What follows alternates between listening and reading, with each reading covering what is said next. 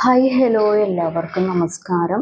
നമ്മളിപ്പോൾ നോക്കാൻ പോകുന്ന റീഡിങ് ആരാണ് നിങ്ങളുടെ ജീവിതത്തിലോട്ട് കടന്നു വരാൻ പോകുന്നത്. അപ്പം നമുക്ക് റീഡിങ്ങിലോട്ട് പോവാം.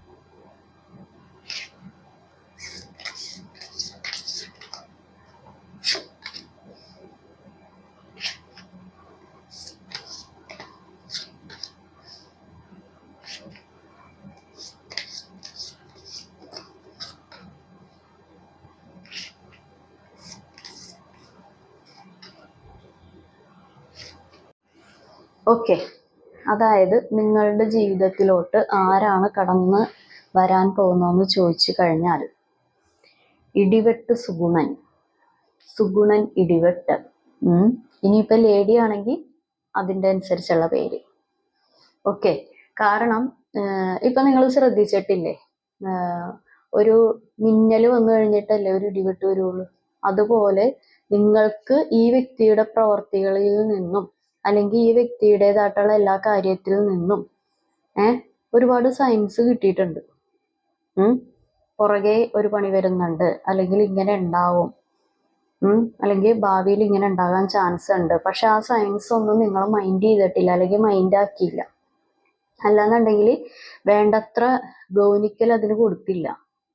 മിന്നൽ കഴിഞ്ഞപ്പോൾ പുറകെ ഇടിവെട്ട് വന്നപ്പോഴാണ്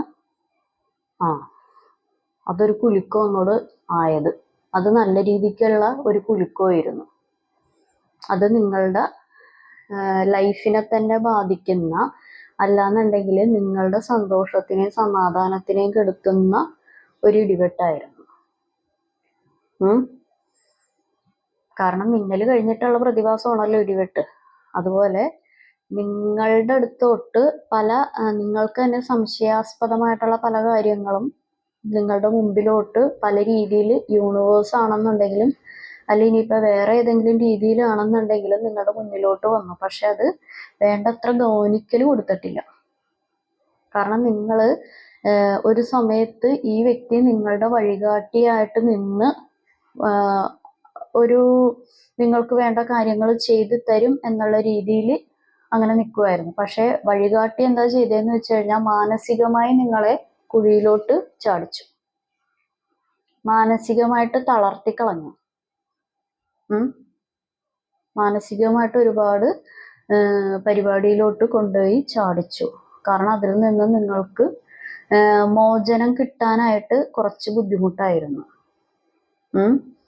കാരണം അതിൽ നിന്ന് നിങ്ങൾ ഈ വ്യക്തിയുടെ അടുത്ത് നിന്ന് ചിലപ്പോൾ ഒരു സംഭാഷണം അങ്ങനത്തെ ഉണ്ടാവും എന്ന് പ്രതീക്ഷിച്ചിട്ടുണ്ടായില്ല. അല്ലാന്നുണ്ടെങ്കിൽ ഈ വ്യക്തിയുടെ കയ്യിൽ നിന്ന് ആ വ്യക്തി ഇങ്ങനെ എന്നോട് പ്രവർത്തിക്കും എന്നൊരിക്കൽ പോലും സ്വപ്നത്തിൽ പോലും ചിന്തിച്ചിട്ടുണ്ടാവില്ല. കാരണം നിങ്ങൾ മനസ്സിൻ്റെ അകത്ത് വിചാരിച്ചിരിക്കുന്നത് എന്താണ്? ഞാനാണ് ഈ വ്യക്തിയുടെ ഏറ്റവും കൂടുതലുള്ള പ്രയോറിറ്റി. ഈ വ്യക്തിയുടെ ലോകം എന്ന് പറയുന്നത് ഞാൻ തന്നെയാണ്. അങ്ങനെയാണ് നിങ്ങൾ വിചാരിച്ചു വെച്ചിരുന്നത്.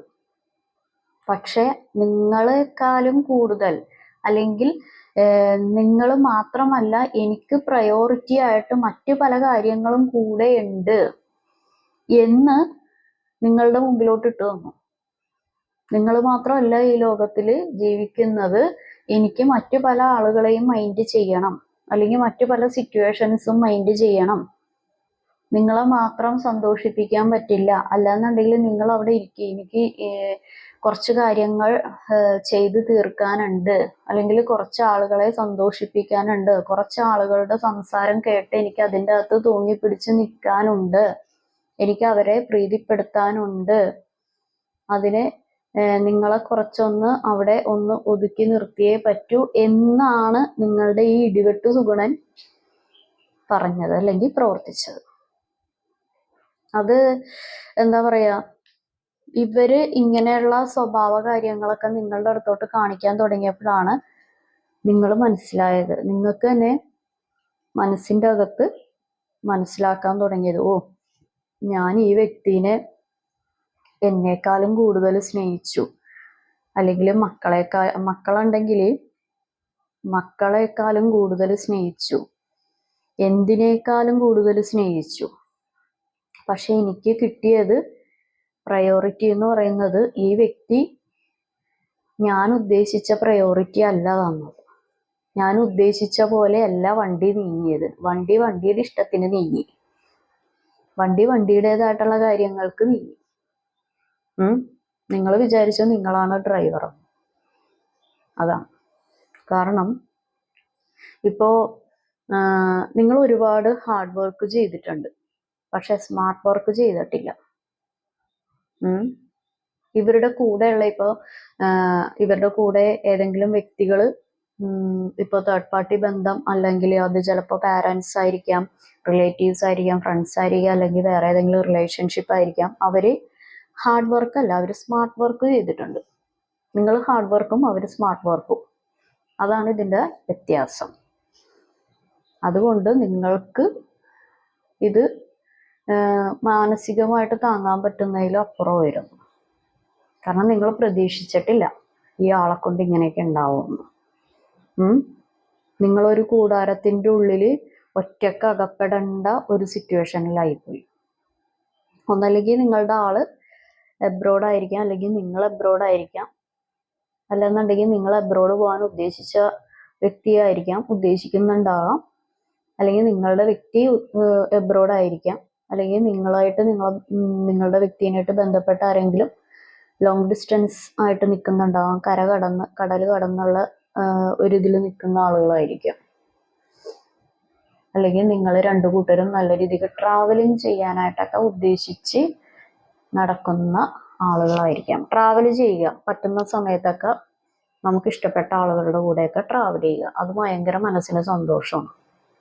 അത് നമുക്കൊരു മെഡിറ്റേഷൻ തന്നെയാണ്. ഓക്കെ, അപ്പൊ അങ്ങനെയുള്ളൊരു കാര്യം കാണിക്കുന്നുണ്ട്. പിന്നെയുള്ളൊരു പരിപാടി എന്താന്ന് വെച്ച് കഴിഞ്ഞിട്ടുണ്ടെങ്കിൽ, ഈ വ്യക്തി നിങ്ങളുടെ അടുത്ത് പുതിയ കാര്യങ്ങൾ, അതായത് പുതിയതായിട്ടുള്ള കാര്യങ്ങൾക്ക് തുടക്കം കുറിക്കാൻ, പുതിയതായിട്ടുള്ള ഒരു റീയൂണിയൻ, റീകൺസിഡറേഷൻ, അങ്ങനെയുള്ള ഒരു കാര്യത്തിനാണ് വരുന്നത്. ഈ റീയൂണിയൻ എന്ന് പറയുന്നത് പല രീതിയിലുണ്ട് കേട്ടോ.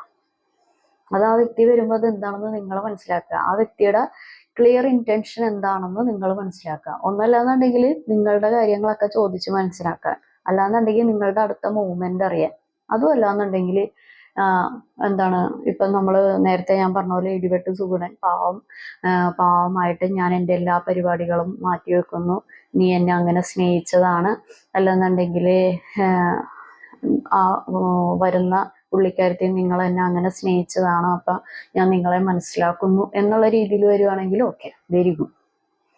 അല്ല, ഇനി നിങ്ങളുടെ അടുത്ത പരിപാടി എന്താണ്, നിങ്ങളുടെ പ്ലാനിങ്സ് എന്താണ്, നിങ്ങൾ അവർക്കിട്ട് എന്തെങ്കിലും പണി കൊടുക്കാൻ നിൽക്കുവാണോ എന്നൊക്കെ നിങ്ങളുടെ എന്ന് ചോദിച്ചറിയാനും അല്ലെങ്കിൽ കാര്യങ്ങളൊക്കെ മനസ്സിലാക്കാനും, ഇനി ഈ തേർഡ് പാർട്ടിക്ക് ഇട്ട് എന്തെങ്കിലും പണി കൊടുക്കുവോ, അല്ലെങ്കിൽ തേർഡ് പാർട്ടിയുടെ വിവരങ്ങളൊക്കെ നിങ്ങൾ എന്തെല്ലാം കാര്യങ്ങൾ അറിഞ്ഞു വെച്ചിട്ടുണ്ട് എന്നൊക്കെ മനസ്സിലാക്കാനാണെന്നുണ്ടെങ്കിൽ അവരുടെ ക്ലിയർ ഇന്റൻഷൻ നിങ്ങൾ എന്താണെന്ന് മനസ്സിലാക്കി വെക്കുക. ഓക്കെ,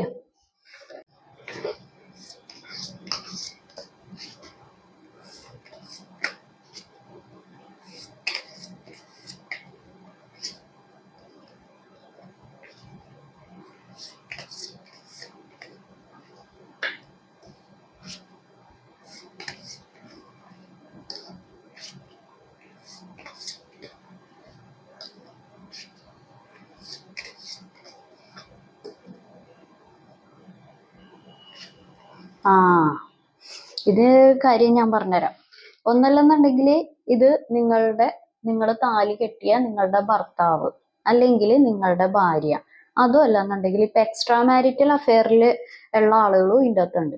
അപ്പൊ അങ്ങനെയാണെന്നുണ്ടെങ്കിൽ നിങ്ങൾ നിങ്ങളുടെ സ്വന്തം ഭാര്യയേക്കാൾ സ്നേഹിച്ച ഒരു വ്യക്തി, അല്ലാന്നുണ്ടെങ്കിൽ നിങ്ങളുടെ ഭർത്താവിനേക്കാൾ കൂടുതൽ സ്നേഹിച്ച ഒരു വ്യക്തി, പ്രയോറിറ്റി കൂടുതലുള്ള വ്യക്തി.